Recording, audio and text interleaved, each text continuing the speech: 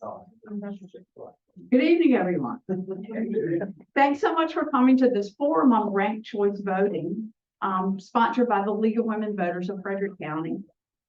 The League of Women Voters is a nonpartisan grassroots organization working to protect and expand voting rights and ensure that everyone is represented in our democracy.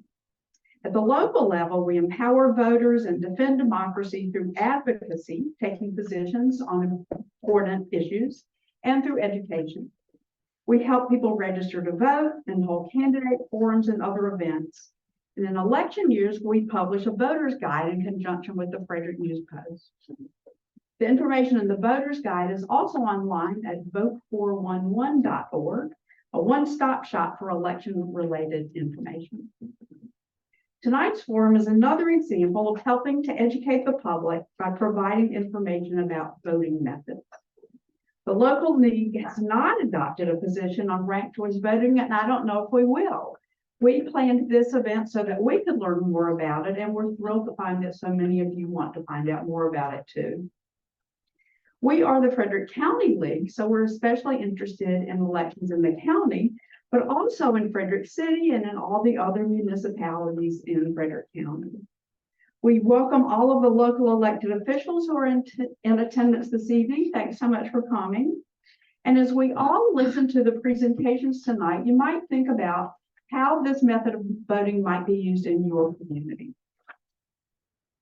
I'd like to thank all the members of the League who helped put this event together, especially Margaret Hyman, who is both the brains and the brawn behind this event. Well, we want to let you know that we will be taking some photos, mostly from the back of the room. So if you don't want the back of your head to show up on our Facebook page or website, please let Lori Gross know. Some reminders for those of you who are watching on Zoom. Everyone on Zoom will be muted throughout the event. You'll probably find it helpful to choose speaker view. But if a speaker is showing a PowerPoint presentation, you may want to just try different views to see what's best for you to help you see both the speaker and the presentation. No one physically present in the audience should be playing either the Facebook Live or the YouTube live stream of the event. We have a great panel for you tonight. Let me tell you who they are. And as I introduce you, maybe you can just wave. Barbara Wagner is the Frederick County Election Director. She's responsible for the logistics of all county elections. Jeremy Rose is the Evidence and Learning Manager for Fair Vote, a nonpartisan organization based in Silver Spring that works for better elections for all. Walter Olson is a Senior Fellow at the Cato Institute's Robert A. Levy Center for Constitutional Studies. He's known for his writing on law, public policy, and regulation. He has studied and written about ranked choice voting. Sarah Malik is an Associate Professor of Mathematics at the college and has taught about ranked choice voting in some of her classes. And Stuart Harvey is a former Frederick County Election Director. He's also recently served as chair of the Elections Subcommittee of the Frederick City Charter Review Committee. Each of the panelists will come to the lectern and make a short presentation, and then they will entertain questions from the audience. If you want to submit a question, please get an index card from one of our lovely volunteers or from the table at the back of the room and write your question down and return it to them. They will gather them all together, try to put similar questions together, and bring them up here to me. If you're watching on Zoom or elsewhere, please email your questions to us. The League's email address is LWVOFFC, as in League of Women Voters of Frederick County @gmail.com. If we don't get to your question tonight, we'll try to email you in the next few days with a response. So Jeremy Rose from Fair Vote will kick things off. I think we just I don't do that. Yeah. All right. Well, it's great to see everybody.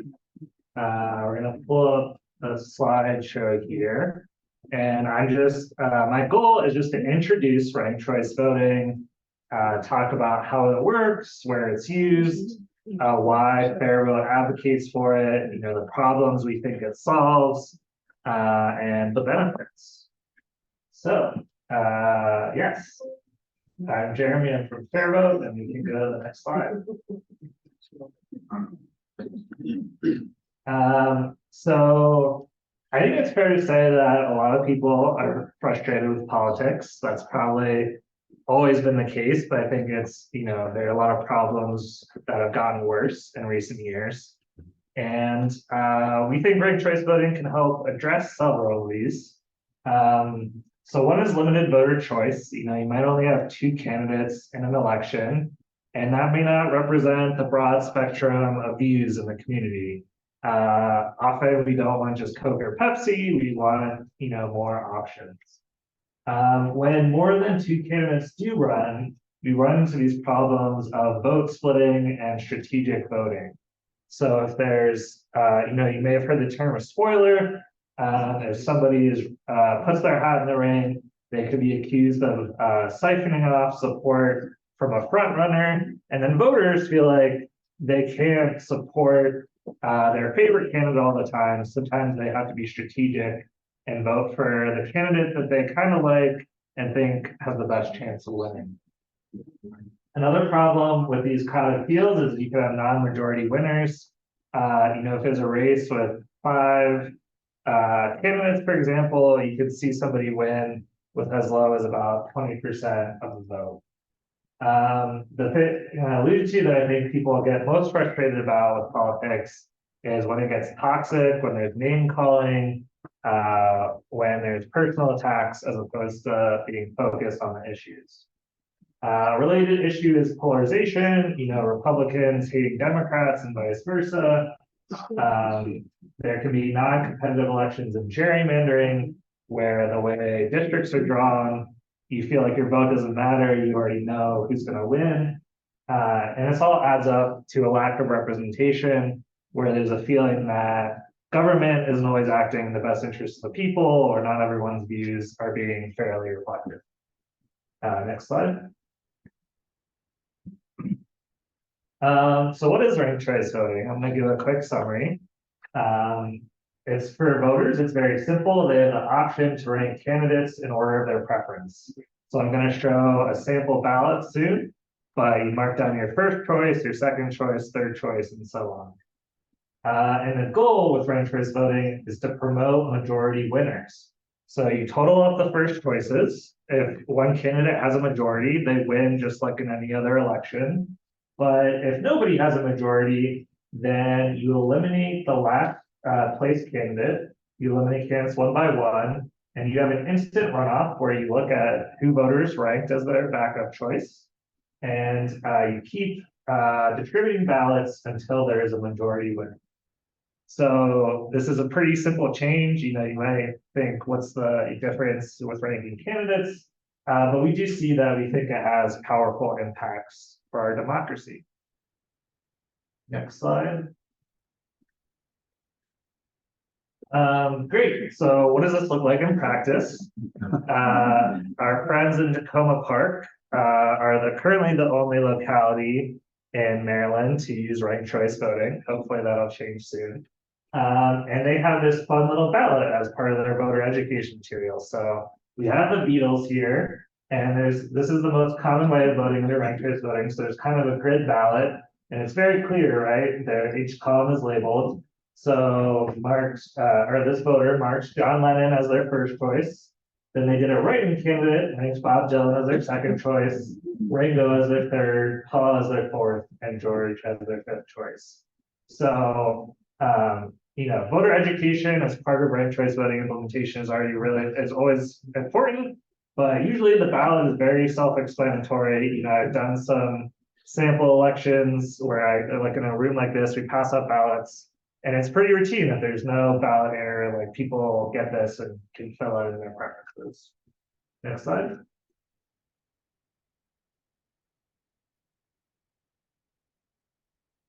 Okay, so that's how voters vote. Now let's look at how the winner is determined. We have some different candidates here. We have Andy, Berta, Carla, and Darius. And we totaled up all the first choices and noticed that nobody has 50%. Now, in a plurality election, like most of our elections, this would maybe cause some discontent, right? Maybe, we have Andy and Carla, they're both shades of purple, so maybe they have similar views. And Andy's supporters might be saying, Berta's supporters might be saying to Darius, if you hadn't run Darius, we would have won. And there's frustration, there's not confidence that Andy is the most popular person in the community. But with ranked choice voting, we eliminate the last place candidate Darius and go to the next slide.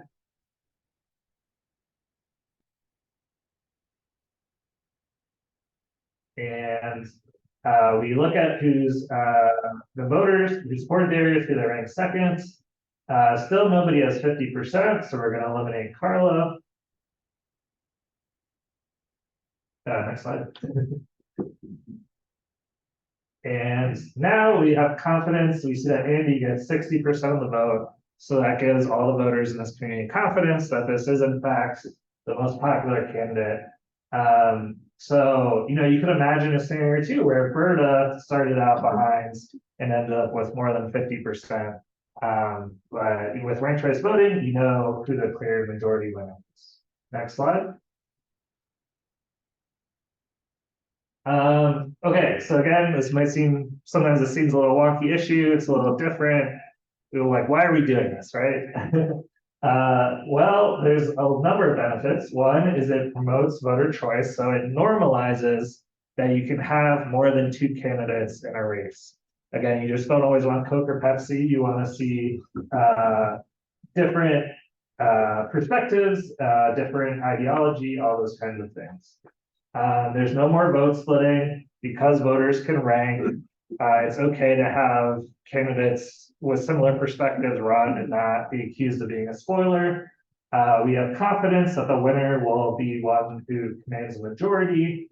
Because you have to try and earn second and third choices, that creates some incentives for civility. You're not always just being negative about what you disagree with on your opponent. You're saying, hey, we do agree with some things, and here's why you should rank me second.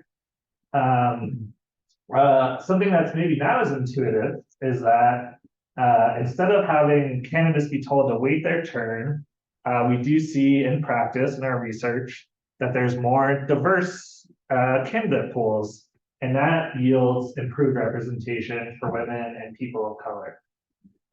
Finally, there's just broader engagement with voters. A thing we like to share about is how, as a candidate, if you're knocking on doors, you might see in the yard a yard sign of one of your opponents. Now, normally you just keep on walking, right? Probably not worth your time. But with ranked choice voting, you still have a really good incentive to knock on that door to say, hey, it's great that you like this candidate, but could you consider me as your second choice? So there's just more conversations with voters, broader engagement with the community. Next slide. Oh, no worries. So this is not a theoretical idea. Every year we're seeing, increased adoption of ranked choice voting. 2 states use it, Maine and Alaska. The large city of New York City uses it. The Twin Cities in Minnesota, the Bay Area in California. Overall, there are 45 cities using it across the country. And next year in 2024, we expect Oregon and Nevada and maybe Colorado to vote on adopting it statewide. Next slide.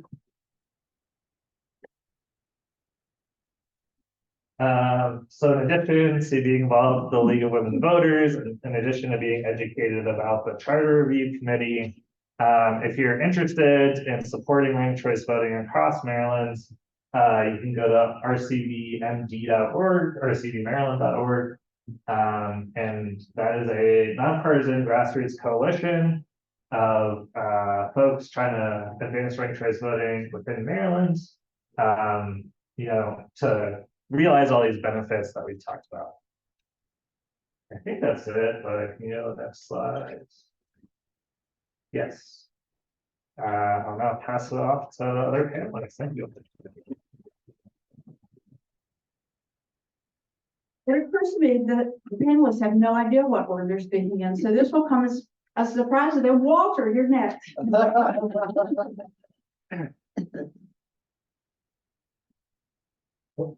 Thank you, Betty, and thank you, Margaret, also for doing so much work to organize this great event. I want to pursue some of those same themes because people wonder, will this make a difference and how will it make a difference if it comes to my community? And at this point, we've got a lot of experience. It wasn't mentioned, but ranked choice voting, in fact, is quite an old idea. And Australia and Ireland are examples of two countries that have had versions of it for more than a century. So plenty of experience, and your friendly local Australian will be glad to bend your ear about how it has not ruined them and how generally the population would not be interested in exchanging it for any other system. And so the first question is, does it change who gets elected? And that can be a little bit deceptive because, in fact, nearly everyone who is in first place in a regular election winds up winning their ranked choice thing after the elimination of the other ones. So in that sense, it doesn't actually change the outcome of very many elections. So all of you incumbents can relax. On the other hand, if you check out how it changes the system in other ways, it's a little more complicated than that because it can change who runs and how they campaign. And so it can wind up, I think, changing who holds office 5 or 10 years from now because of those changes. I mentioned how they campaign, and we heard a little of this from Jeremy. I was on a podium the other day with an elected official from Utah, and Utah actually has more experiments with ranked choice voting than almost any other state. And she said that she was in a great position to have seen it because she was elected twice to county office, first without ranked choice voting, and second with. And it was largely, in fact, the same people running in both elections. And she said it was like night and day. The first time we were at each other's throats. You know, it was typical campaigning. You are trying to tear down what you see as the strongest rivals. And the second time, my goodness, we were on eggshells. We were actually talking about issues instead, rather than attacking each other. And the reason is that we were very aware that we might want the second choice votes of the people that we were otherwise inclined to slam. We wanted to stand for terms with as many of the different political camps as possible. Jeremy mentioned another thing, which is changes how the candidates themselves campaign. Not only do they go to people asking for their second choice votes that they know perfectly well they're not their first, but it changes whole constituency campaigning. It's typical, for example, under the winner take all or first past the post. You know that some particular part of the community is locked up, quote unquote, by its favorite candidate. And so you just have an incentive not to go there at all. You're not going to get many votes there. Ranked choice voting causes people to go out to candidates or to constituencies, to whole categories of people and neighborhoods where they know they're not the favorite in order to build up that second and third choice support. I mentioned that it changes who runs, and ranked choice voting does two major things, at least. One of them is it greatly reduces the issue of spoiler candidates or the phenomenon in which, because someone came in and a lot of people voted their conscience for them as the best person, the actual favorite of most people wound up losing. The good guys were split, if you want to put it that way. And ranked choice voting is very targeted to stop that from being as much of a problem, because it lets, if the good guys are divided, as often happens, it allows them to unite behind the candidate in the second or third round. And it is, in fact, part of the behind-the-scenes politics that we don't see reported in the newspapers, that currently not only are people talked out of running because the powers that be come to them and say, you are not going to run, and split the people who, you know, endanger the person that you yourself will believe should win. Get out of this race and we'll tell you when you can run. Now, that sounds kind of bossish, but that conversations exactly like that go on. Ranked choice voting gives them the spine to say, no, I want my people to be able to show that they stand for the issues that I'm campaigning on, and then second choice votes can go and we can retain. So it's harder to browbeat people out of running. It's harder to browbeat voters out of giving them a symbolic conscience first choice. And because they run, they become better known. They might, in fact, be the leading candidate next time around. Currently, you've got this situation in which the insiders often dissuade them from running at all. And another thing, and I'm sorry to use the word insiders, which is so silly, but I've seen it in Frederick County. I'm not going to cite chapter and verse, but candidates are recruited to run specifically in order to split constituencies. They are encouraged to run by people who aren't actually planning to vote for them or want them to win, just in order to siphon off some people from the other party. It's really, I think, bad for almost everyone, but I've seen it happen in Frederick County. And again, you take away that power when you do ranked choice voting. So think about these different ways. I don't want to oversell what ranked choice voting can do. People say, oh, well, we'll end polarization. Hello, America has a dozen other reasons why we have that bad polarization problems. We're not going to overcome it just through one step. On the other hand, one step is better than no steps. So, prepare questions. We'll talk about some of the issues people often have, such as, is it confusing? I think that, the grid that Jeremy showed shows how unconfusing it is for the voter. Is tabulation confusing? Well, I think that no, it isn't, because people have been surveyed afterward. Occasionally, when it's rushed in at the last minute and there isn't proper public education, then you do get some people saying the ballot looks different. What do I don't want to spend the time choosing. And I always reassure people at that point, you can treat this just like the old ballot and just pick your one favorite, and nothing bad will happen. You won't get the chance to add that additional nuance, but there's nothing wrong with just picking your top choice if you are a fan of the old system.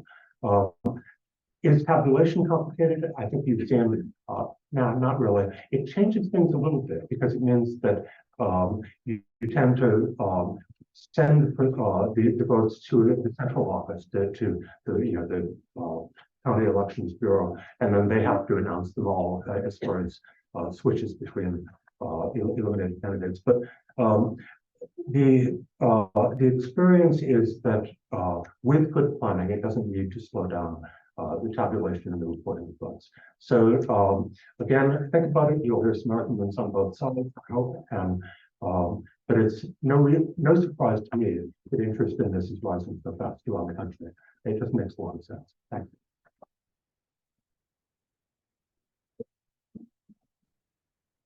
Thank you. Next is Sarah Malik. And tech people, you know that Sarah has a PowerPoint presentation you need to get up.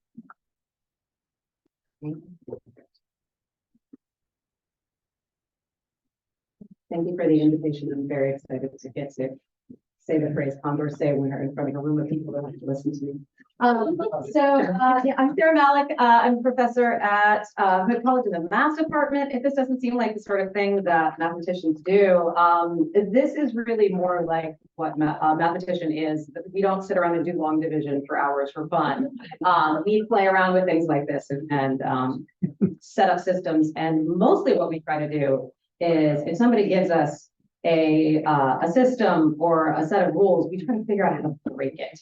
So this is why mathematicians ruin everything, and that's okay. And we'll see a little bit about the big picture about why generating an ideal voting system is kind of a lost cause. All right, next slide, please.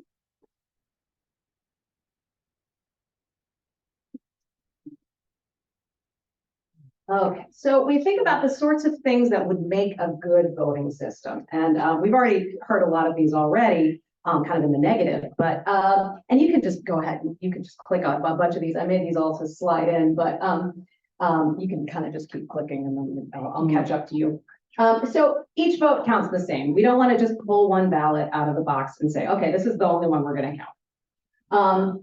No restrictions on how you cast your ballot. We don't want to say one ranking is fine, this other ranking is fine, but under no circumstances can you rate Ringo higher than John. If a majority of people prefer a candidate, that candidate should win. That seems reasonable. It's the operator. That's okay. Sincere voting should be the best strategy. We heard about this a little bit. You shouldn't be incentivized to vote for someone you don't like. And you shouldn't be incentivized to stay home rather than vote for the candidate that you want. And now this, I'm gonna come back to this one. The candidate who would win in a head-to-head runoff against each other candidate should be the ultimate winner. So if we had some kind of a round robin tournament amongst all of our candidates, the if one candidate wins against every other candidate in a head-to-head match, we should choose the winner. No spoiler effects. We talked about that a little bit. I forget who it is who's quoted with this joke, but a waitress comes and asks you if you would rather have blueberry pie or apple pie, and you say blueberry. And then she comes back a minute later before bringing you the pie and says, "Oh, we also have cherry." And you say, "Oh, well, in that case, I'll have the apple." No one would ever do that, and we shouldn't have that in our elections. And then lastly, easy to understand and easy to implement in a reasonable amount of time with a reasonable amount of effort. Some voting systems get much more complicated than ranked choice, and especially on the back end, there's a lot of computation that has to happen. Especially if you have a field of 20 candidates, some of these systems have a lot of computational power that you'd have to do. We want to avoid that. All right, so this seems like a pretty reasonable list. There are many other categories that I could add to this, but I tried to resist my mathematician urges to fill everything with 12-point font and just beautiful, beautiful words. All right, we can do next slide. Well, cue up the Rolling Stones because we're out of luck. So these are two economists, Kenneth Arrow and Alan Gibbard. They were doing work in mid-century on these voting theories. And yeah, you can advance. So we've got Arrow's impossibility theorem. No voting system exists that can satisfy all of the criteria for an ideal election. There's some specifics in here about exactly which of those criteria on the previous page I talked about. But it's not just that we haven't cooked up one that's good enough yet. Literally, it is proven that no such voting system exists. So we're not going to get everything we want. It's mathematically proven. And then we've got one more little criteria here too. Gibbard's theorem as well. No reasonable voting system is strategy proof. So we can't completely eliminate fiddling with strategic voting, tactical voting. We're never going to get rid of that either. So it kind of seems hopeless at the outset to have a perfect system. But that's also kind of an upside. If we can't do perfect, we can work towards better and not have to make perfect the enemy of the good. All right, next slide.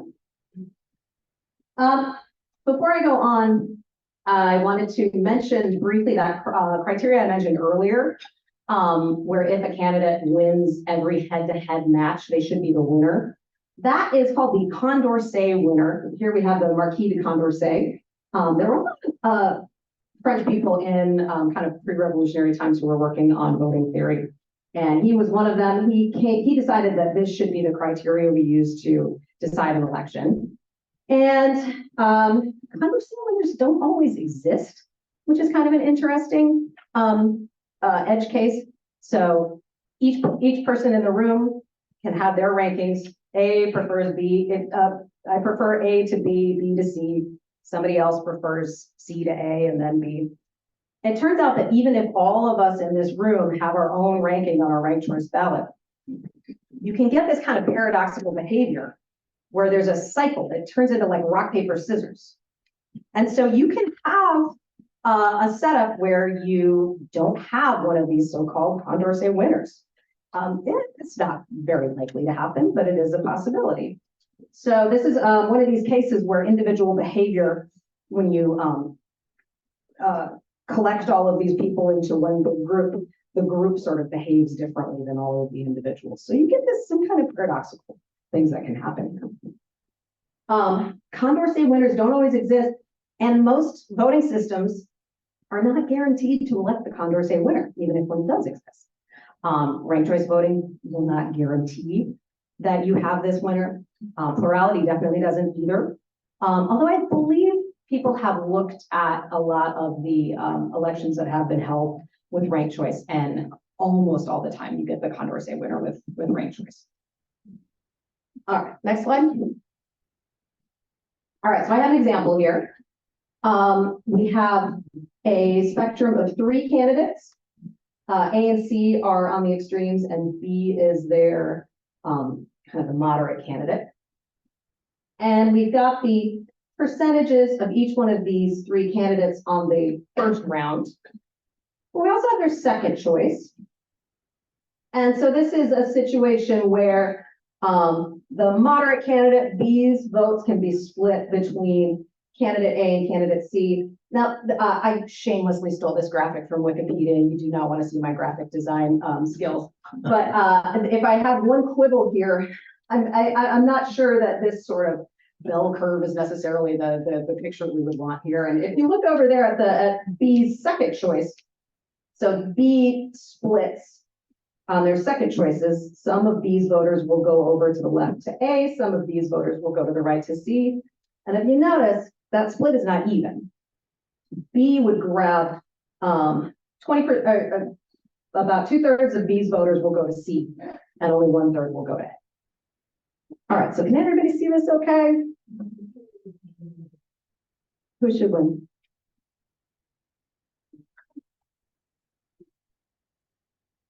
C. Okay. C should win.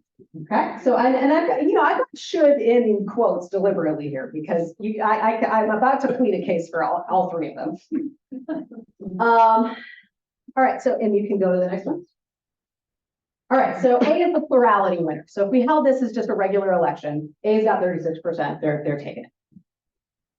If we do ranked choice voting, B gets eliminated and C wins. And B is the Condorcet winner. I ran through the percentages down there, tried to color code things to make it a little bit easier to read. So B wins against A. So if C is eliminated, all of C's votes go to B. If A is eliminated, all of A's votes go to B. And A versus C, you can see how things split out there. And this is, I believe, pretty similar to what happened in the 2022 Alaska at-large congressional election. If not exactly what happened, it's pretty close. So this sort of thing can happen. Like I said before, this kind of weird stuff is guaranteed to happen no matter which system you choose. This kind of odd behavior already happens in plurality elections. We're all very familiar with that. And it's kind of baked into the works that we're going to wind up with some weird things happening no matter which voting system we have. I think I will say that this picture is a little bit misleading in another way too, in that it sort of implies that there is only one spectrum that every voter falls on. And in actuality, things are much more involved than that. We've got more kind of axes to move on. And part of the reason that we are so split into 2 camps is actually another mathematical result that comes as a result of our winner-take-all, first-past-the-post system called Duverger's law, that says that these kind of systems are going to split you into 2 parties. And that's not some kind of conspiracy, that's just math. So if our current voting system is eliminated, it could be that we are less likely to see this kind of 2 ends of the spectrum fighting against one another. Okay, so to sum it all up, next slide.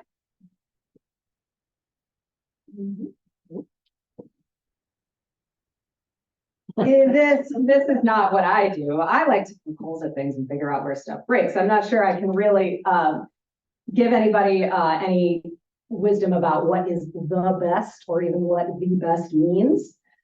I'll say that among people who study this thing, these kind of voting systems, people really like approval voting, which is sort of like ranked choice, except instead of ranking them, you just say, okay, I like that one and that one and that one, and the rest I don't like.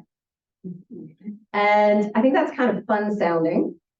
I also think it would make me personally kind of mad. I don't know. I want there to be a top choice. I don't want to just say, you guys are okay. I'd be fine with you.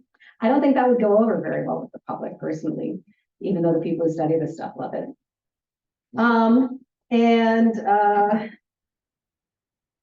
When you're looking at, what else was I going to say? Looking to see what other points people have already made here. Yeah, I guess I think that was pretty much, yeah, I don't know. I don't have a whole lot of other wisdom there in terms of how to kind of put a bow onto voting theory, except that we're not going to get perfect. Ranked choice voting already does have a lot of momentum behind it, which I think is useful. If I really wanted to start advocating for approval voting, I'd pretty much be starting from scratch. So in terms of practicality and efficacy, I think that's kind of why some of our systems are currently coalescing around switching to ranked choice voting rather than pulling in one of these other ones. And also I'll say that people get hung up on that Condorcet winner bit a lot. I'm not sure that that's necessarily the best criteria to be thinking about with all of that stuff. Because if you notice, you go back. So B is that Condorcet winner, but B was the third place, and B might be least disliked, but is that the same thing as most wanted? And so if you're talking about voter engagement, if you're always getting your second place, that could be disenfranchising in and of itself too. So again, my job is to poke holes at things. That's just another hole. And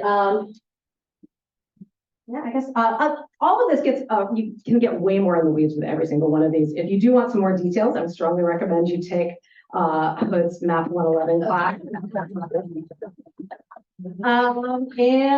If anyone wants any suggestions for really dry but spectacular reading, please let me know. Thank you.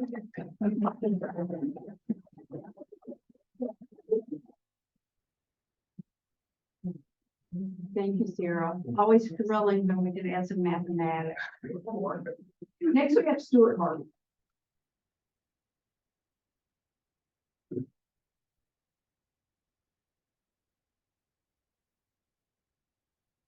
Good evening. Can you hear me?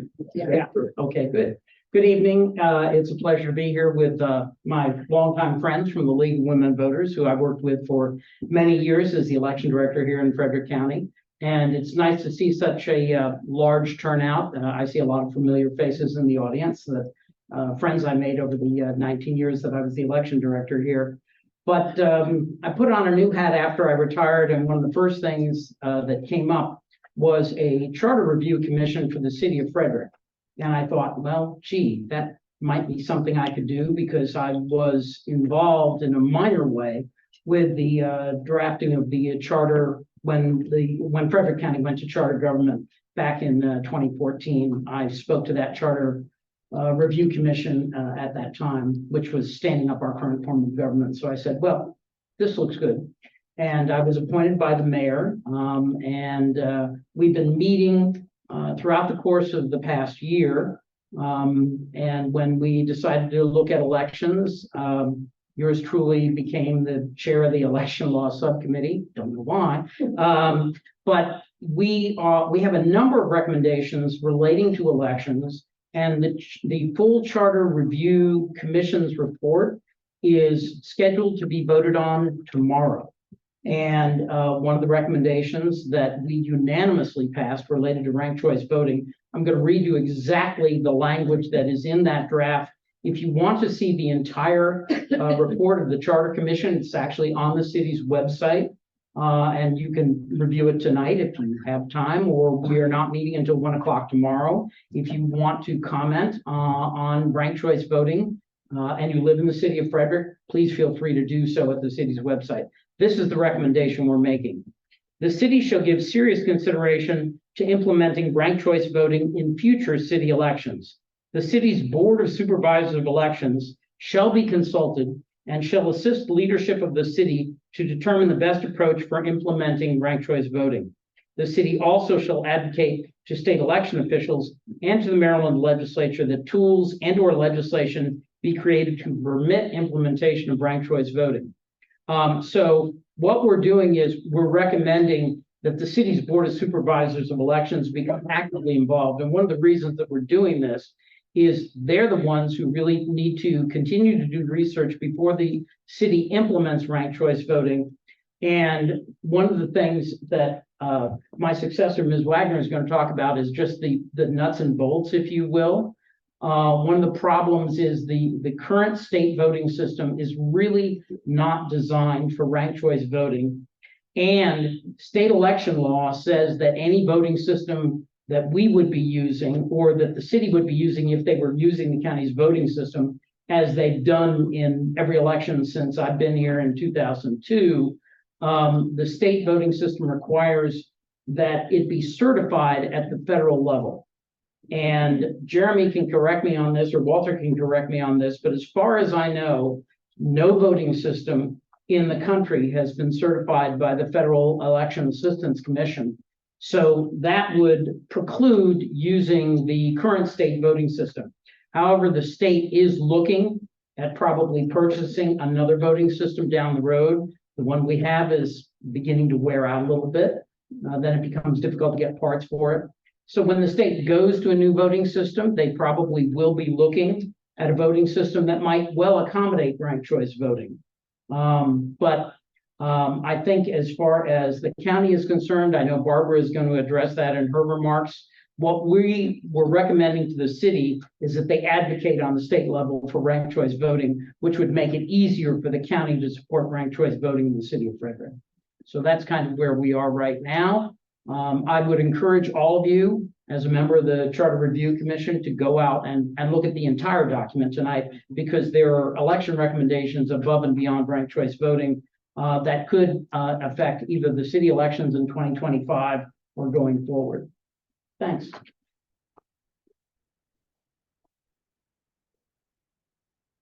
Thank you, Stuart, and Barbara Wagner will wind things up for us.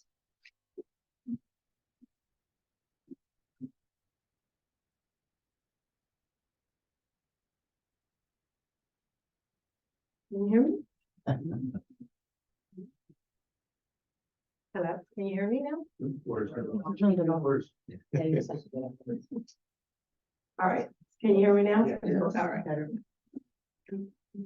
Okay, so they made me last because I'm the wet blanket of the group. Okay. As Stuart said, the state does not support ranked choice voting at this time. Our voting equipment does not support ranked choice voting at this time. And the Frederick County Board of Election has no position on ranked choice voting.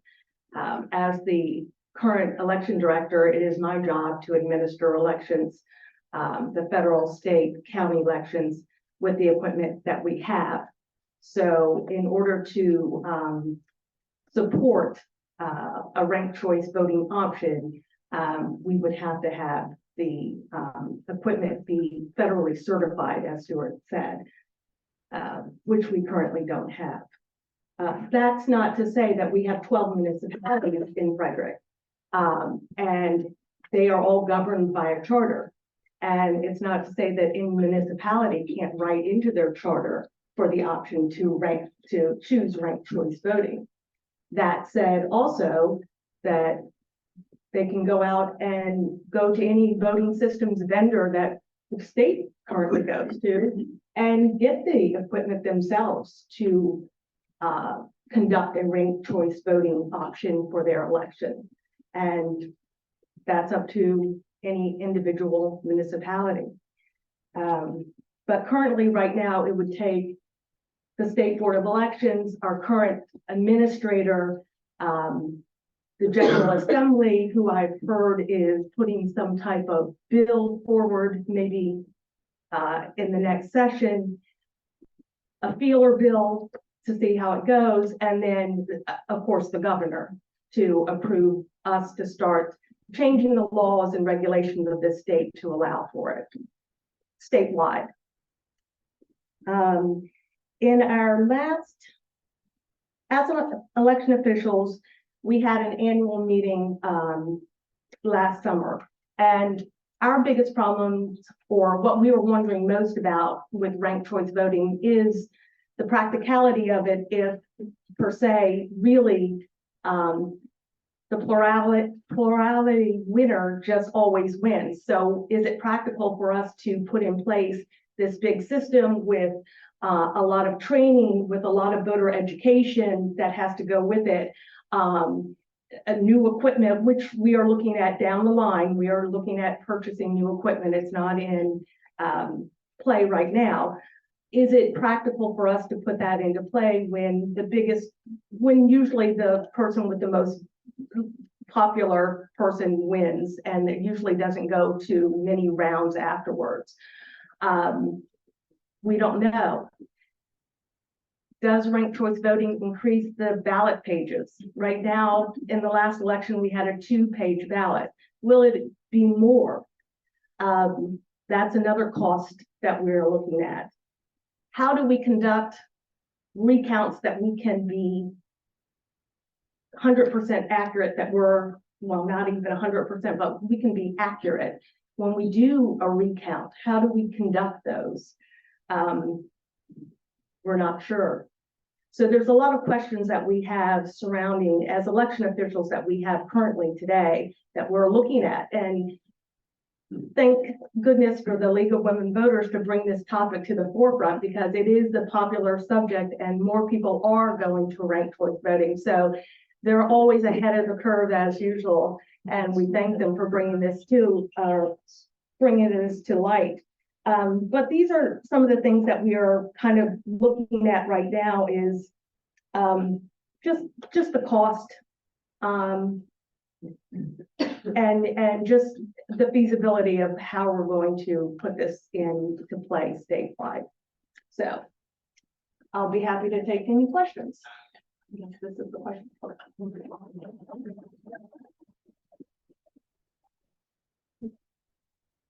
Well, thanks so much to everyone. Didn't I tell you we had a great panel? Yeah. So, yeah. So it's time for questions now. And remember, if you want to ask a question, raise your hand and get an index card from one of the volunteers and write it up.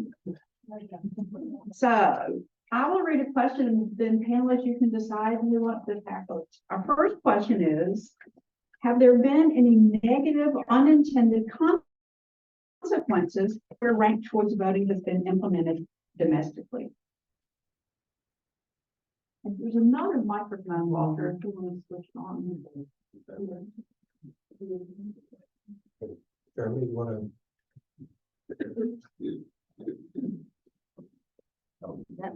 Or I could.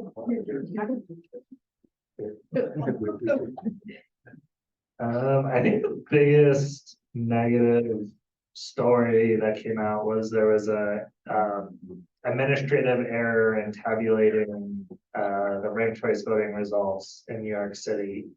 As advocates for ranked choice voting, we make the point that the error they made could have been made in any form of election, and it wasn't.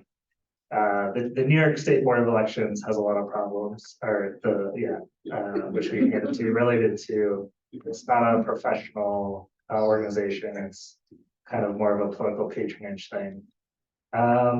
Yeah, I would say in general, as kind of Barbara highlighted, the most skeptical audiences are election administrators.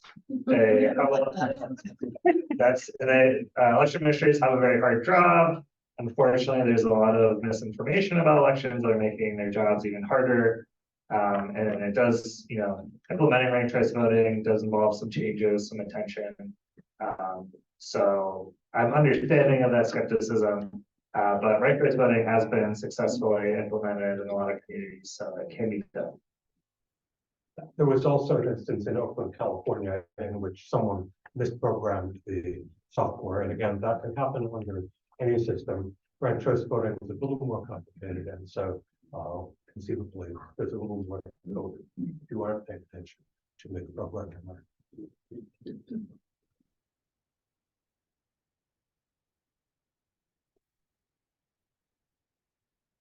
Thank you both. This question, I think Ms. Wagner pretty much answered. It says for Frederick City or County, what's the next step to implement ranked choice voting? Do you want to say anything more about that? Real quick, I just want to highlight an option that different communities consider, which is when there are still questions about election administration. One option is to pass like a trigger ordinance, which basically says we support ranked choice voting, we want to implement it, but it's only going to take effect when the Board of Elections confirms they're ready to implement it. So that's always an option to kind of move a community towards ranked choice voting, but still leave open time to address certain questions. Yes, so if the city of Frederick moves forward and wants to adopt the recommendations of the commission, there are several ways. If the state doesn't catch up to them, they can go out on their own and purchase or lease the voting equipment, the same voting equipment from a vendor similar to us. I mean, we use ES&S.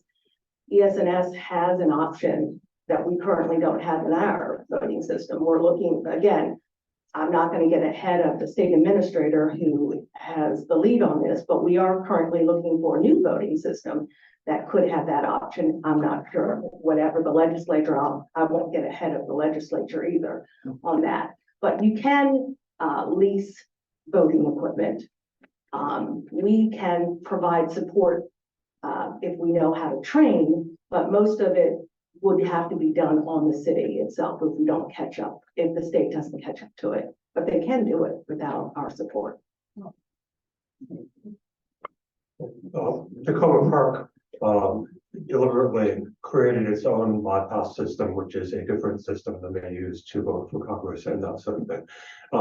And there are really different challenges depending on how large a community is. Frederick is pretty large, and so it inevitably is going to be using mechanical methods. I've been talking with people in one of Frederick's adorably small municipalities, or the county's adorably small municipalities, and they already do things on paper. If you're doing things on paper anyway, you might take an extra 15 minutes to do it on paper versus RCV, but Frederick couldn't do that, it just couldn't.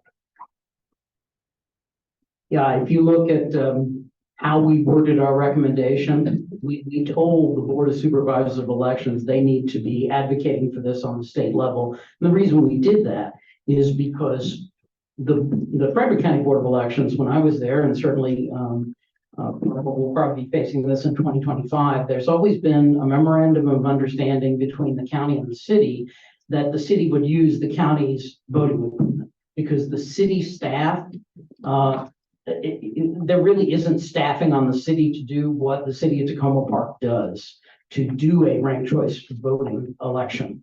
The city once, in my tenure, did lease their own voting system. They actually leased the ES&S system, which the state is now using. So the city was one step ahead on that. But it was very difficult for the city to conduct that election. And after that, they said, no, we're never doing this again.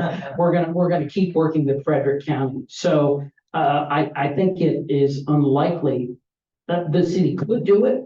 But in terms of the expense of leasing a voting system and having the staff to conduct a ranked choice voting election, I don't at this point see the city doing that. But you know what? The mayor and the Board of Aldermen could surprise all of us and take this recommendation and say, we're going to take it a step further. We're going to do this on our own. And that is entirely up to them. All we're doing is making a recommendation, and then the mayor and Board of Aldermen have to decide, you know, if we want to go towards ranked choice voting, how quickly do we want to do it?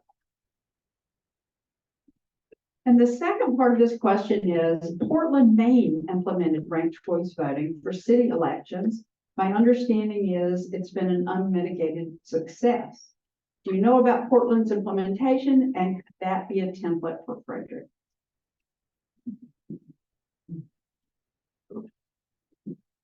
Don't know about Portland, Maine. Jeremy, do you?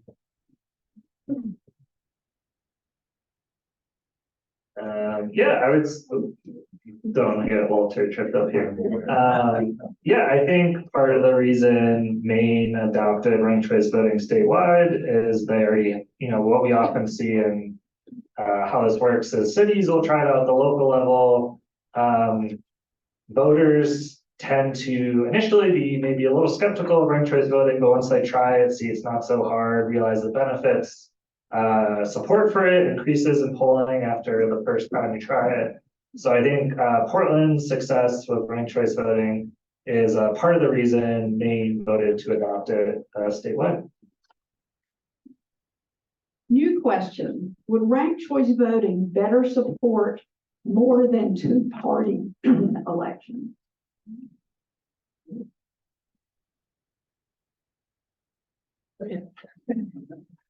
The general answer is you're not going to get a three-party system with ranked choice voting. It will subtly change third-party candidacies by taking away that fear or hope that it's going to split. And so if you are someone who sometimes is tempted by voting for libertarian or green or working families or whatever, this actually makes a difference to you because it does allow you to have your cake and eat it too, so to speak. You can send a message about where your conscience is, and you can also participate in effectively the runoff between the two major candidates. Will that change the prominence of those third parties in the long run? Well, as you were pointing out, that this is the question extensively studied by political scientists and mathematicians, and it would take other things. It would take things like proportional representation to produce a stable multi-party system. RCV by itself now probably won't do it. Well, just to add one more logistical challenge with it, building up that kind of party machinery is such a, I think, neglected part of understanding the whole system as well. Even if we suddenly magically had a system where every minor party has a real viable shot, the number of just boots on the ground we need to do in order to have a functioning like national level party is just staggering. And that's not going to happen overnight, even if all the systems change to better support it. So yeah, it will not hurt. It will help. It's not going to be an overnight thing for sure.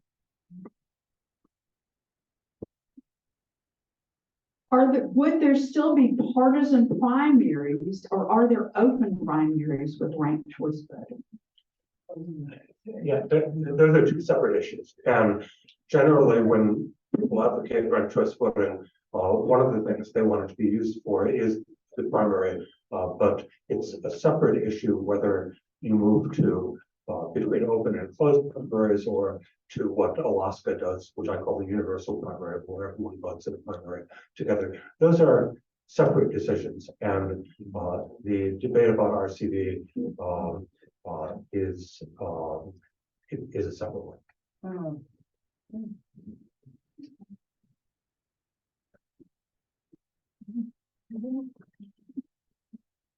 Thank you.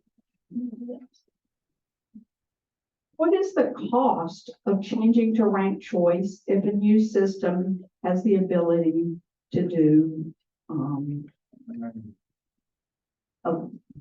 something different? Well, we're already looking at updating our voting system. So inherently, that cost will be covered with, just because we have to have a new voting system, just through the age of it. But you're also looking at training, educating the public, ballot size, recounts, rescans. How are all those affected by ranked choice voting? And for me, as the skeptical administrator, it's going to be costly in the beginning. in my estimation. And just to underline a point that Barbara kind of made already, any of you who have been involved with tech contracting know it's way cheaper if you can plan for native capacities in a future procurement cycle than if you try to go back and retrofit something that was not designed for it. And that's the way to get the most expensive and disruptive results, is to try to go in and graft our RCV onto old systems that were not intended for it. That's one reason why this is a multi-year kind of plan of reform, is because you want to be able to build it into procurement and then use it. I'm just gonna nab this to ask my own follow-up question, because I'm up here and I get to do that. What is the kind of ballpark cost of a voting machine? I have no idea. Is that possible to do?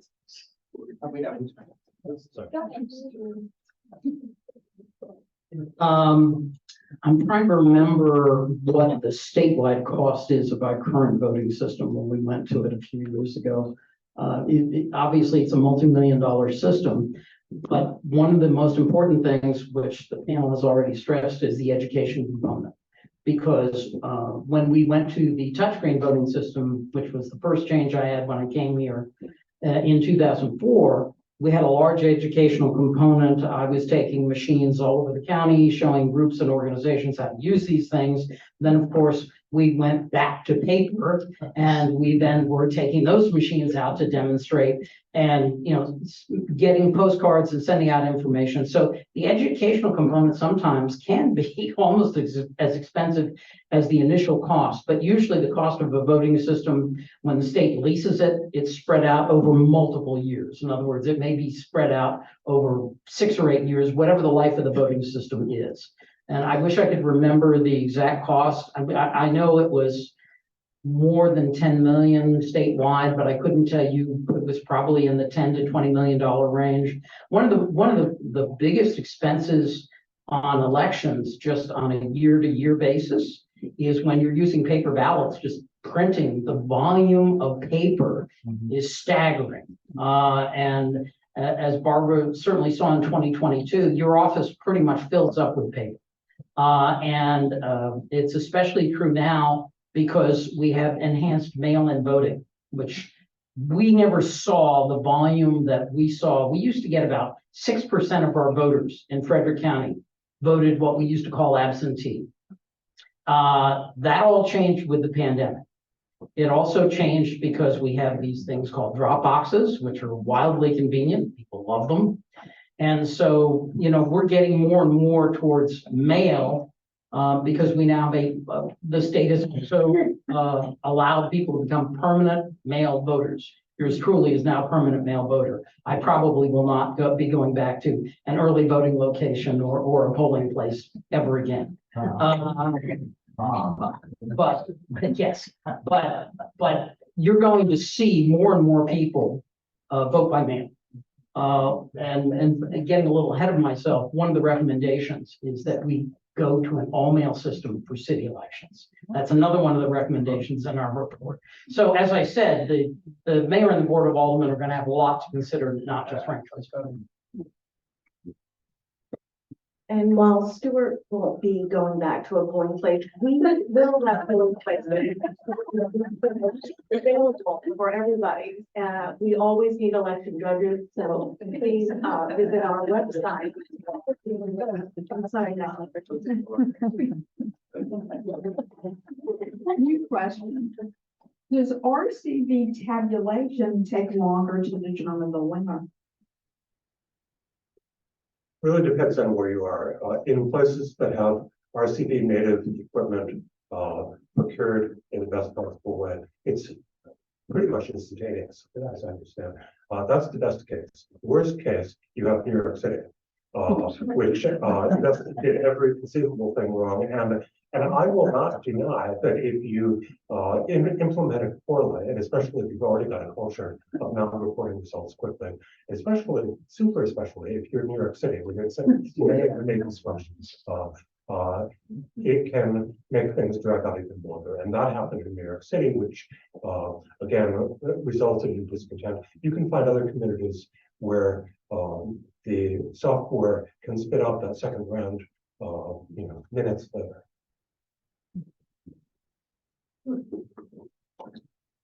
One thing I know that some Maryland voters are frustrated by is we have a lengthy post-election period because Maryland law allows overseas and mail ballots to be counted up until 10 days after the election. So just because you see a result on election night, if it's close, you're waiting, and you're, as we saw in the county executives race, you are literally waiting until the last ballot is counted. So Maryland is used to, shall we say, a delayed result, if you will, although I know it drives candidates out of their minds. But I don't think Maryland will go to what you see in some states. For example, in Virginia, those mail ballots have to be counted on the day of the election. And when they report the results, they're reporting full results on election night because they've already counted everything. The reason that we have the extended deadline here in Maryland is to allow for military and overseas ballots to get here. And I will tell you probably one of my favorite election stories is I used to go to the post office on a regular basis post-election to get those mail ballots, especially from overseas. Literally the last day of the election, I don't know if this was 2016 or 2018, I went to the post office and I got a ballot on the last day from someone who had mailed it from Korea. So that is the reason that Maryland has this long waiting period. So to me, it seems like ranked choice voting is not going to be very much different than what we're already doing in the state. This is a question that was sent in by email from one of our viewers on Zoom or Facebook or somewhere. And it is. So thank you, people out there, for sending in questions. How can I help move the needle towards ranked choice voting? Advocate with the state government for a state bill, work for fair vote, get involved with state or county board of elections?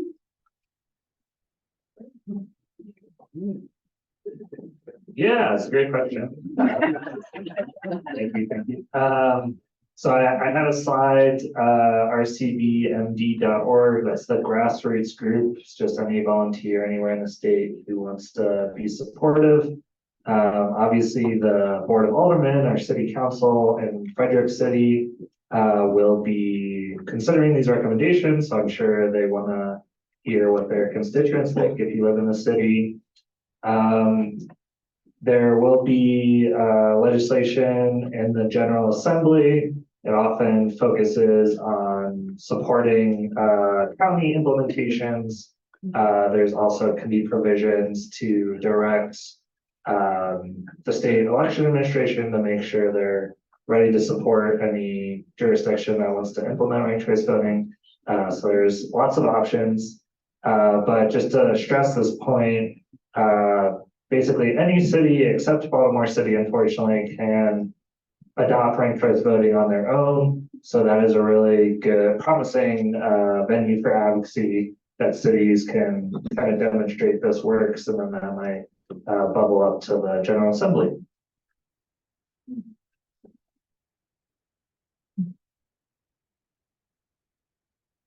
Thank you.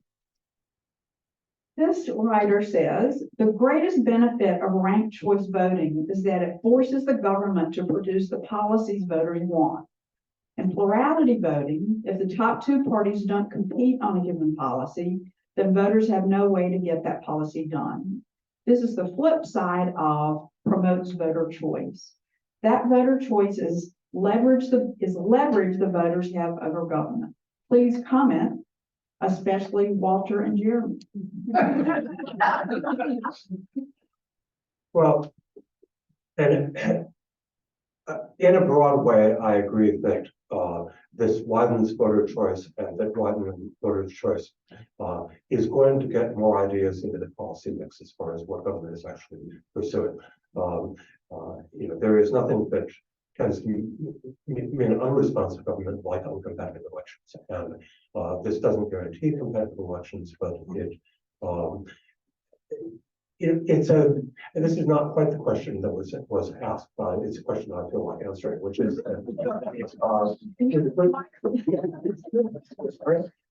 which is that it changes civic involvement. We've mentioned a few of the ways. Someone from, I think, Portland, Oregon, or one of these places that relatively recently adopted it, said, someone was saying, isn't it more of a burden on the voters to have to research people who you knew were not your first choice? You can't spend all your time on this, can you? And her answer was, but you learn so much when you do, when you look beyond who you knew you were going to vote for anyway, in order to figure out who are the betters and the worstest, both in your own party and also in the other party. You wind up being a better citizen because you understand the battles that happen later when people are in office and are sticking up for different things. You understand the opposition, you understand your own side better. You don't have to do the research if you don't want to. But she said, I feel that my community is more involved in paying attention to what government does because the way we vote encourages that.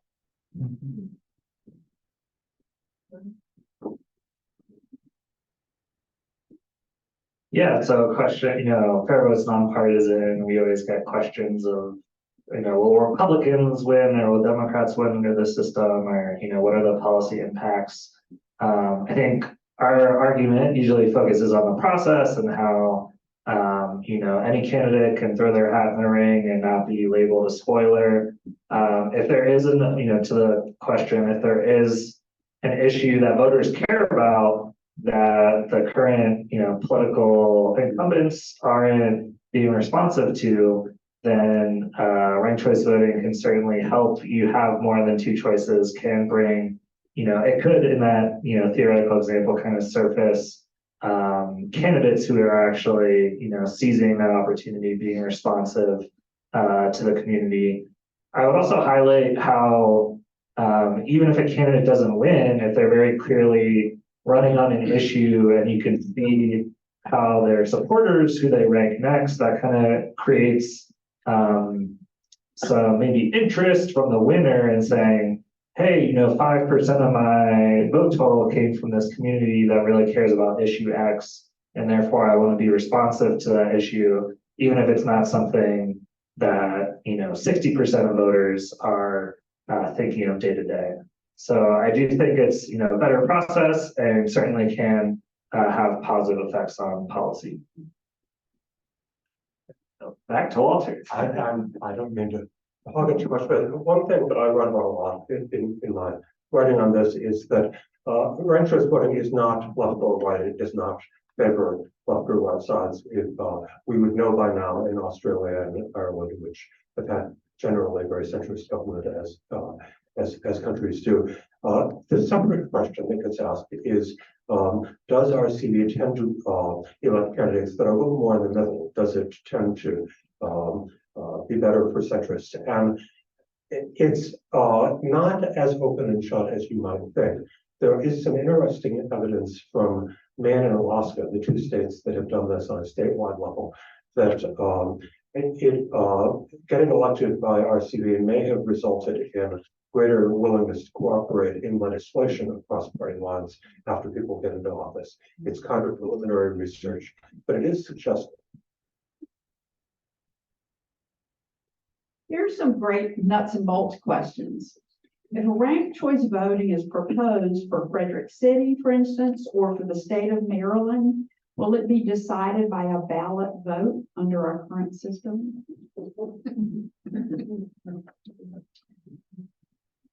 This is an issue, frankly, that would be to the mayor and board of aldermen. They would have to decide if they alone want to go to ranked choice voting, or they have the option under city law to put it before the voters. I don't know if any of you have followed some of the recent municipal elections around Maryland, but I think was it in Rockville? Was ranked choice voting on, I think it was voted down in Rockville? You know what, it was removed from the.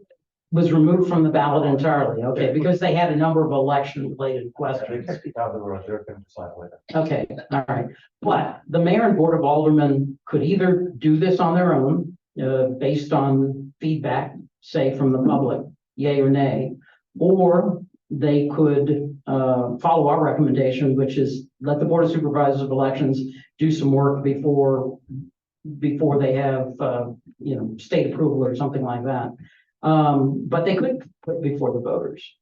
So if you feel strongly that it should go to the voters, then you need to let the mayor and board of aldermen know that. I love this question. If you prefer one candidate, can you vote for that same candidate for first, second, third, and fourth? Sorry, I don't. So just like under our current system, usually the standard that election administrators are working from is the voter's intent clear?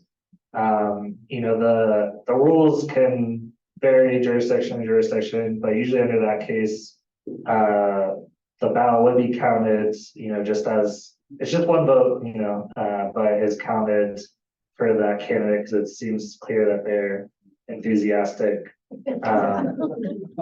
But obviously that's not recommended in voter education. You try and dissuade voters from doing that because that just makes election administrators' jobs harder.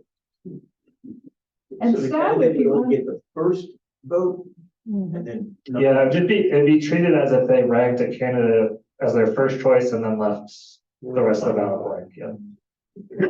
So as sort of a follow-up to that, what is the effect of leaving your second, third, and fourth choices blank? What's the effect on the election itself?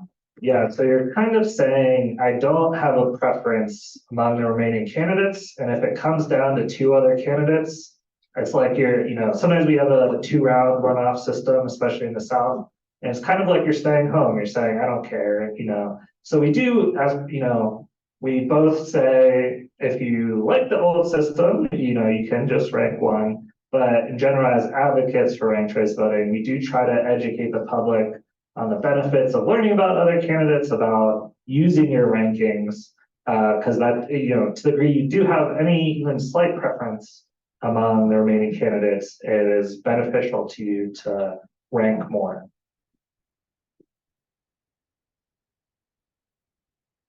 I'll dork out about that just a tiny bit as well. One of these criteria the arrow was talking about was actually even a little bit deeper in that. If you switch your preferences on towards the bottom of the ballot, it's not your first choice, it's not your second choice, you're monkeying around with 7 and 8. That could hypothetically change the outcome of the entire election. So they call this the irrelevance of the independence of irrelevant alternatives. I was having a hard time coming up with words. But theoretically, yeah, if you are ranking some of those lower candidates in slightly different ways, could percolate up through the ballot. In practice, does that actually happen? I cook up the weird examples. I don't look so much at the boots on the ground kind of thing.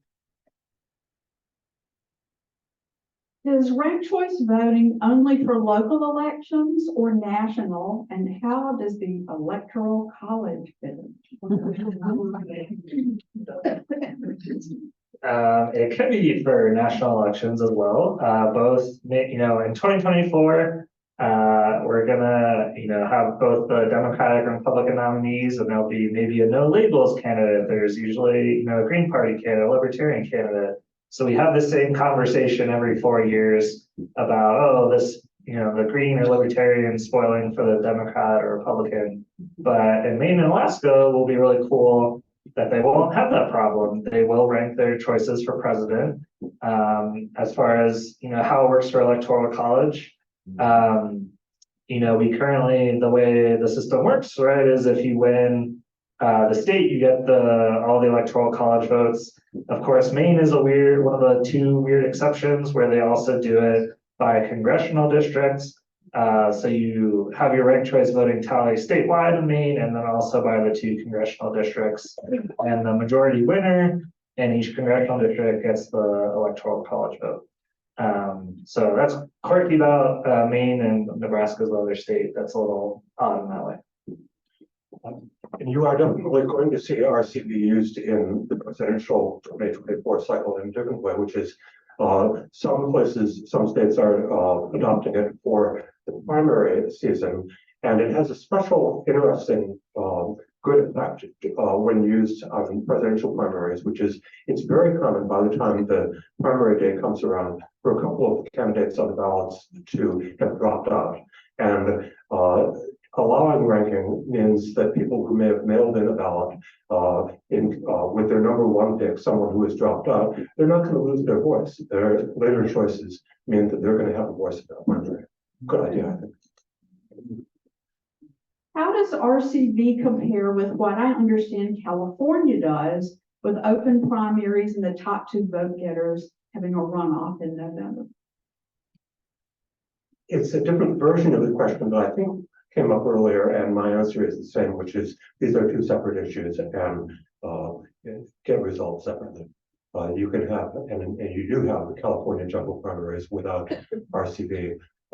You could add RCV to it in certain ways, but you don't have to. Will RCV end behind the scenes browbeating and manipulating of candidates?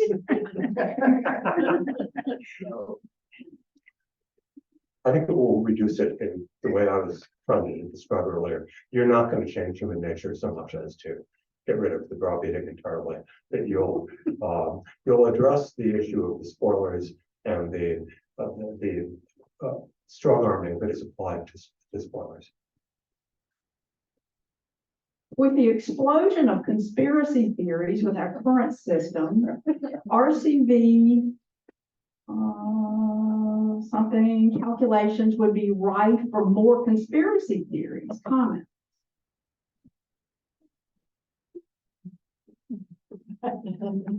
Yeah, I think we work really hard to explain the results in the way I did up there. There's a really great visualization open source tool that's being used in ranked choice voting jurisdictions across the country where most voters just want to see who won, and that's great. But if you do want to dig into the results, you can go round by round and see, Sue's supporters went to John, and here's the percentage.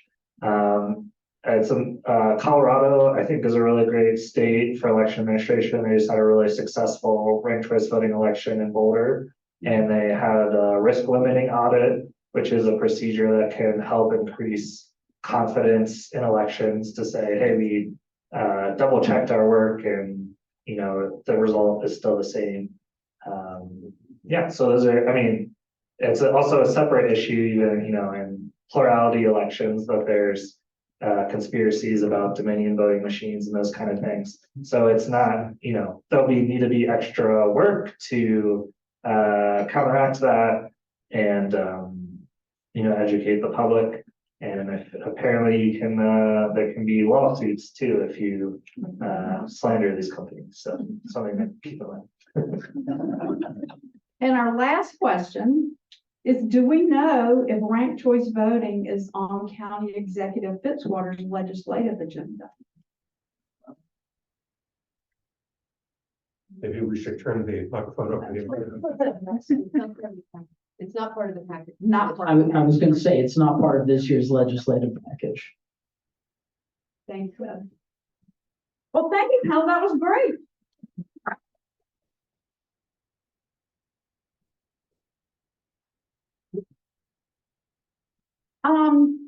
Thank you all for coming. I hope you've learned a lot about ranked choice voting and that you'll find ways to continue learning more about it. Look at the information about the league that you'll find on the back tables. We'd love to see you at future events. We have a legislative breakfast coming up Saturday. Linda, you want to say something about that? Sure. We have 6 delegates, 3 senators, and so we will be downtown on Saturday, starting at 8 o'clock for breakfast, and then we have 6 delegates, 3 senators, and County Executive Fitzwater. The delegates and senators, the reason we do this is so they can project out to us what their platform might be coming up in the General Assembly. We have breakfast, it's $10 at the door. So if you want to come. And where is it? Yeah, it's at Grace United Church on Second Street, 25 on Second Street. So, please, the public is welcome. Information's on the website if you didn't go. Thank you. I'm supposed to remind you about your parking tickets. You can get them validated for 2 hours of free parking at the front desk of the library. Thank you all for coming so much.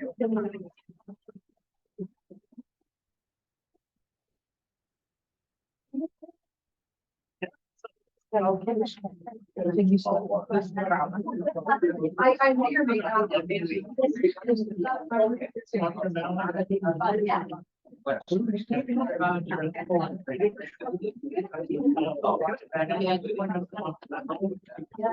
On the side of me.